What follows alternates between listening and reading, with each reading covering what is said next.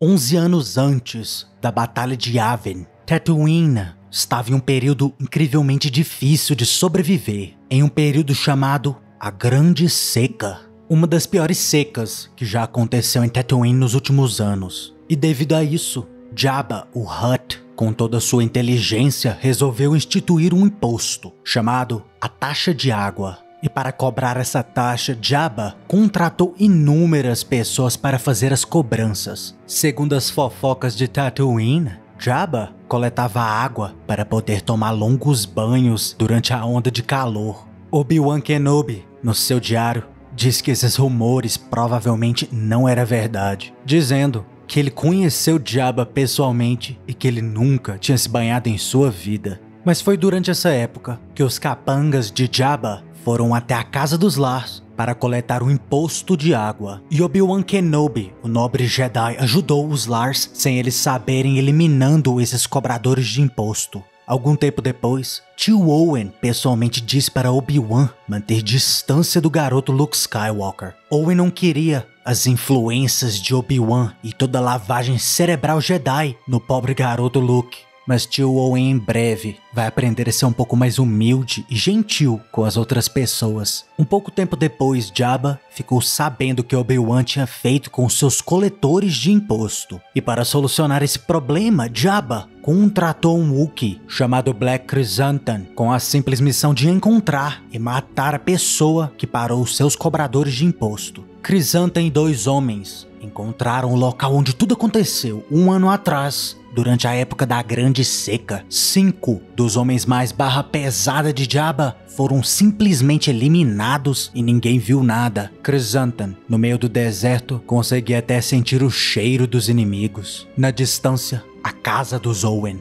E dentro da casa, Owen procurava Luke com partes para arrumar o seu Skyhopper, uma nave que Luke adorava voar. Mas atrás do tio Owen, Krrsantan se aproximava e rapidamente capturou tio Owen. Enquanto isso, Luke Skywalker fugia de casa. Assim como seu pai, Anakin Skywalker, Luke também era obcecado com voar e com as estrelas. E esse era o objetivo, simplesmente abandonar Tatooine e voar. Mas Luke sentiu algo, provavelmente através da força, e correu de volta para casa. Luke chegou gritando por sua tia e tio, e finalmente encontrou a tia Beru, se escondendo com uma arma na mão. Beru diz para Luke permanecer na baía de manutenção até ela mandar ele sair. A nossa história então corta para Black Krrsantan no topo de um dos morros de Tatooine, torturando tio Owen com uma arma elétrica. Owen não entendia o que Krrsantan estava fazendo. Ele não perguntou nenhuma pergunta para ele, mas Obi-Wan apareceu. Obi-Wan estava meditando no deserto junto com os Bantas, quando ele sentiu um distúrbio na força. E assim, rapidamente, Obi-Wan foi para o resgate. O objetivo da tortura não era saber respostas a nenhuma pergunta, mas sim atrair alguém que estivesse perto através do grito de Owen. E Obi-Wan Kenobi, depois de tanto tempo, finalmente sentiu novamente o medo. Black Krrsantan encarava Obi-Wan diretamente em seu olho. Aparentemente, as dores do corpo não eram as únicas coisas que pioraram com a idade. Obi-Wan Kenobi conhecia Krrsantan. Ele sabia de seu passado, quando Krrsantan foi literalmente banido de Kashyyyk, se tornando uma desgraça para o seu povo, contratado por ninguém menos que Jabba o Hutt. Obi-Wan Kenobi sabia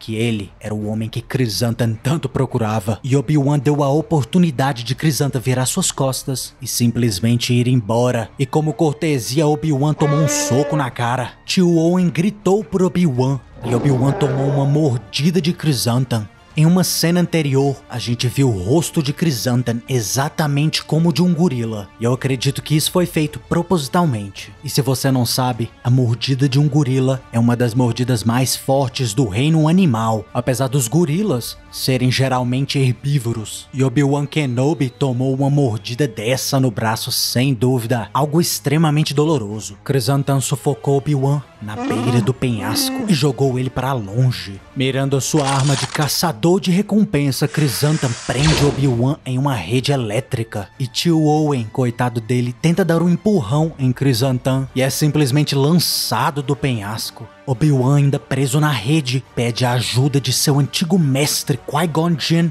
para guiar a sua mão contra esse inimigo, Obi-Wan puxa o seu sabre e acende ele, se livrando da rede. Com a força, Obi-Wan empurra Chrysanthemum, mas Obi-Wan não tinha tempo para tentar salvar tio Owen. Chrysanthemum aparece novamente, com uma pedra para atacar em Obi-Wan. Obi-Wan corta a pedra no meio. Chrysanthemum ganha sua cicatriz. Obi-Wan toma uma paulada nas costas, mas ainda assim, através da força, sendo um nobre Jedi, tenta salvar o tio Owen, apesar de estar sendo espancado durante o procedimento. Mas não foi o bastante. Obi-Wan não conseguiu salvar ele. Mas durante a sua queda, tio Owen é salvo por ninguém menos que Luke Skywalker, no Skyhopper que ele tinha consertado na baía de manutenção. Enquanto isso, Obi-Wan ainda lutava com Chrysanthemum, mas o jogo agora tinha virado. Obi-Wan estava completamente focado em seu inimigo. Chrysanthemum tentou seu melhor para chumbar Obi-Wan, mas o mestre do Sorizo não ia deixar isso acontecer. Um dos tiros foi defletido contra Chrysanthemum e, cego pelo tiro, Chrysanthemum cai abaixo do penhasco. E assim, essa extremamente longa batalha termina. Tio Owen, feliz novamente, são e salvo, abraça Luke Skywalker. Em cima de Owen, Obi-Wan Kenobi, o nobre Jedi que tinha salvado todos eles. Tio Owen deu uma piscadinha para Obi-Wan. E esse é o momento que, sem dúvida, tio Owen, a partir de agora, se tornaria um cara bem mais humilde, especialmente com Obi-Wan. Owen e Obi-Wan não chegaram a conversar depois desse acontecimento, mas eu acho que a piscadinha diz pra gente o que tio Owen realmente sentia em relação a Obi-Wan. Apesar que no filme A Nova Esperança, tio Owen ainda aparenta ser um pouco duvidoso sobre Obi-Wan Kenobi. Mas no final disso tudo, dessa comic, deu tudo certo. Obi-Wan Kenobi retornou para os Bantas, onde ele estava meditando antes de Chrysanthemum chegar. Chrysanthemum foi embora do planeta Tatooine. Lembrando, sem completar a sua missão, Jabba com certeza não iria ficar feliz. E a comic diz pra gente, nos pensamentos de Obi-Wan, que demoraria muito tempo até ele ser bem-vindo em Tatooine novamente. E Luke Skywalker teve o que ele queria, permissão para voar no Skyhopper de seu tio. E agora que você conhece bem essa comic, dá pra ter uma boa ideia porque Boba Fett apareceu um pouco impressionado quando viu Chrysanthemum. Boba Fett sabe muito bem o quão implacável e talentoso Chrysanthemum realmente é. Não é qualquer caçador de recompensas que consegue enfrentar um Jedi e ainda assim sobreviver. Inclusive dá pra contar nos dedos os caçadores de recompensas que enfrentaram Jedi e sobreviveram. Cad Bane e Boba Fett vêm em mente.